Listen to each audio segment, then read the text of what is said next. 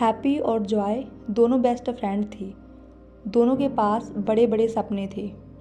दोनों का ड्रीम था कॉलेज में 90% से सफल होना। कॉलेज घर से बहुत दूर था। जॉय रोज़ अपनी स्कूटी से आती थी, पर हैप्पी के पास स्कूटी नहीं थी। हैप्पी भी चाहती थी ताकि वो अपना टाइम सेव कर सके। उसने अपने पापा से कहा, तो पापा ने एक शर्त रख दी, बेटा स्कूटी तभी दिलाऊंगा जब तुम कॉलेज में टॉप करोगी। अब ये तुम्हें डिसाइड करना है कि तुम्हें स्कूटी चाहिए या नहीं। अब हैप्पी के पास कोई ऑप्शन नहीं था फेल होने का या फिर कम नंबर लाने का, क्योंकि उसे स्कूटी की बहुत ज़रूरत थी। वो अपना टाइम सेव करके नई स्किल में इन्वेस्ट करना चाहती थी। तो इस प्रकार दोनों के पास चैलेंजेस थे, घर के काम, कॉलेज, रिवीजन, कोचिंग और फैमिली टाइम। इतना सब मैनेज करना दोनों के लिए टफ हो गया था। जॉय सोचने लगी, टाइम ही नहीं है, मैं नहीं कर पाऊंगी। उसने अपने माइंड को यही समझाकर शांत कर दिया और अब जब मन करता तब कभी कभी वो पढ़ लेती थी। दूसरी तरफ हैप्पी सोच रही थी, टाइम कैसे मैनेज करूं, मैं भी कैसे टॉप लिस्ट में आऊं। वो अपने माइंड से तरीका पूछ रही थी, यानी सॉल्यूशन ढूंढ रही थी।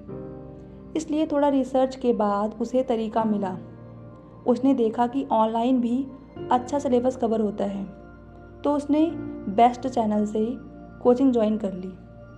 इससे उसका ऑफलाइन कोचिंग आने जाने का टाइम बच गया और ये टाइम में वो एक्स्ट्रा अपने ऊपर काम कर पाती थी। दूसरा एक बड़ा चैलेंज था सोशल मीडिया। उनके पास फ्रेंड का एक ग्रुप था, तो रील्स और बातें करके काफ़ी टाइम फन करते थे। जॉय को लगा कि रिप्लाई नहीं दिया तो दोस्त गुस्सा हो जाएंगे, पर हैप्पी अब सीरियस थी। उसे लगा शायद अभी अकेला रहना अच्छा है, ताकि मेरा माइंड यहाँ फोकस्ड रह पाए। जब मैं वैल्यूएबल बन जाऊँगी तो फ्यूचर में सब मेरी वैल्यू करेंगे ही।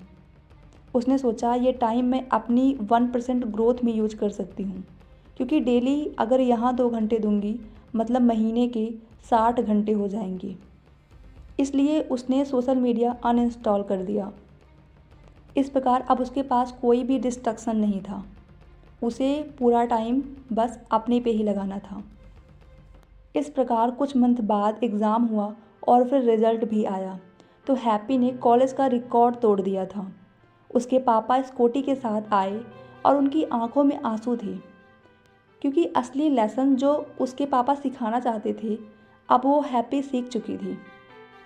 और हैप्पी भी बहुत खुश थी, क्योंकि उसने स्कूटी अपने हार्डवर्क और डेडिकेशन से कमाई थी। और वो इसलिए भी खुश थी क्योंकि उसकी सभी फ्रेंड उसको कांग्रेस बोलने आए थे। और दूसरी तरफ जहाँ जॉय सिर्फ पास हुई थी, क्योंकि उसने अपने माइंड को बताया था कि अगर 90% नहीं भी आया तो कुछ नहीं होगा। हाँ, पर उसके माइंड को इतना क्लियर था कि फेल नहीं होना है, इसीलिए उसके माइंड ने बस इतना ही तरीका दिया कि वो पास हो सके। तो दोस्तों, हैप्पी और जॉय से हमें ये लेसन मिलता है कि हर बड़े सफ़र की शुरुआत जीरो से होती है। पैसा नहीं है, टाइम नहीं है, ऐसी थिंकिंग बस दिखाती है कि हम अपने ड्रीम को सिर्फ सपनों में जीना चाहते हैं। जिसे करना होता है वो रास्ता निकाल ही लेता है, क्योंकि उसे अपने ड्रीम को रियल बना के दिखाना होता है। बहाना नहीं देना होता है कि इस वजह से मैं नहीं कर पाया। दोस्तों, हमारे माइंड के पास अनलिमिटेड पावर होती है। आप इसे जैसा इंस्ट्रक्शन दोगे ये वैसा ही रिप्लाई करेगा। सवाल करोगे तो सॉल्यूशन देगा, मान लोगे तो शांत हो जाएगा। जब हमारे पास जीतने के अलावा कोई और ऑप्शन नहीं होगा, तभी हम एक ही काम पर 100% फोकस कर पाएंगे। और जब इतनी शिद्दत से काम होता रहेगा तो जीत को खुद चलकर हमारे पास आना ही पड़ेगा।